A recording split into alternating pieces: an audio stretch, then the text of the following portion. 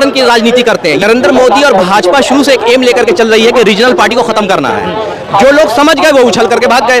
नीतीश कुमार है, जयंत चौधरी है, रामविलास पासवान के साहबजादे हैं, चिराग पासवान है ना, चंद्रबाबू नायडू है, तो ये लोगों ने सपोर्ट किया तभी तो हम बिल पास किए। ये लोग तुष्टीकरण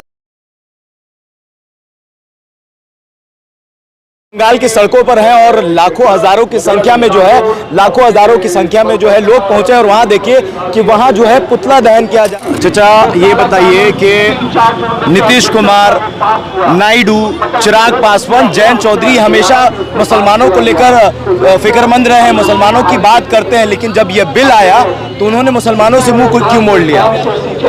देखिए, ये इतने सीजन पॉलिटिशियन है नीतीश कुमार, चंद्रबाबू नायडू, जयंत चौधरी, लेकिन इन लोगों से इस तरह की उम्मीद थी नहीं।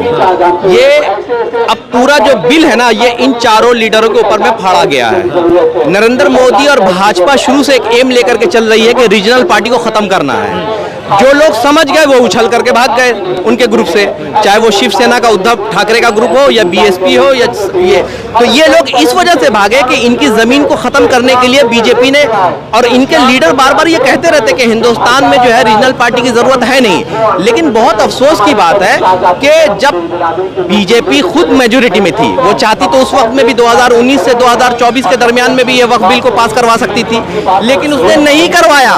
उसने मेजोरिटी में होने के बावजूद नहीं करवाया।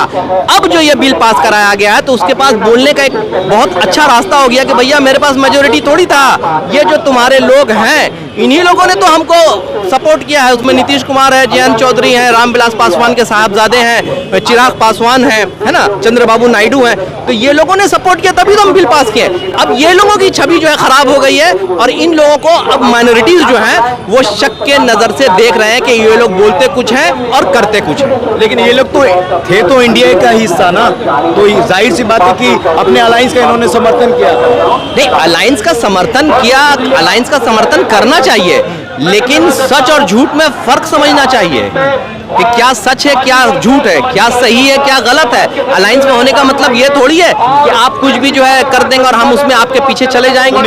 नीतीश कुमार के बुलडोजर चलाएंगे, हम कहेंगे हाँ बिल्कुल आप सही बुलडोजर चला रहे हैं। आप घरों को बाहर से निकाल करके, घरों से बाहर निकाल के सड़क पे फेंक देंगे, लोगों को नमाज पढ़ने से रोक देंगे, लोगों को मजहबी आज़ादी जो कि BR अम्बेडकर साहब के जो कॉन्स्टिट्यूशन में दिया गया है, आप उसको खत्म कर देंगे।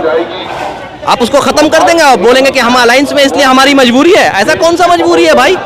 इससे पहले भी यूपीए की सरकार थी, 10 साल डॉक्टर मनमोहन सिंह ने 2004 से लेकर 2014 तक जो है 10 साल यूपीए की सरकार को चलाया, बहुत शानदार तरीके से चलाया। उस वक्त भी अलायंस था, लेकिन उस अलायंस में ऐसा कोई आप दिखा दीजिए कोई दागदार चेहरा कि हाँ हमने ये कानून ला दिया, हमने वो कानून ला दिया, ऐसा कुछ भी नहीं किया।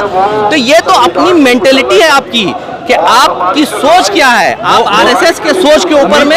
अमित शाह या भाजपा के लोग कह रहे हैं कि हमने जो है पासमानदा मुसलमानों के लिए, जो लोग आर्थिक रूप से कमजोर है, उनके सपोर्ट के लिए जो है हम ये बिल लेकर आए हैं। देखिए, अब आपके हित के लिए आप मुसलमान की बात कर रहे हैं, जिस मुसलमान को सड़क पर लिंचिंग किया जा रहा है आपके सरकार के आने के बाद से, जिस मुसलमान को सड़कों पर नमाज पढ़ने से रोका जा रहा है, जिस मुसलमान के बारे में प्रधानमंत्री खुद कहते हैं कि इनके शक्ल से इनको हम पहचान लेंगे, जिस मुसलमान को जो है अगर कोई हुकूमत स्टेट गवर्नमेंट 4% का रिजर्वेशन देती है, वो भी सिर्फ मुसलमानों को नहीं माइनॉरिटीज को देती है। कर्नाटक में जो हो रहा है उसका जीता जागता सबूत है। उस पर आप ऑब्जेक्शन करते हैं कि ये लोग तुष्टीकरण की राजनीति करते हैं। ये तुष्टीकरण का जो अल्फाज है ये इतना भयानक अल्फाज है कि कोई गरीब फकीर मुसलमान को अगर कोई 100-200 रुपये देना भी चाहे पार्टी, तो आप बोलेंगे कि ये तुष्टीकरण हो रही है। द इंडियन खबर, सच आपके सामने।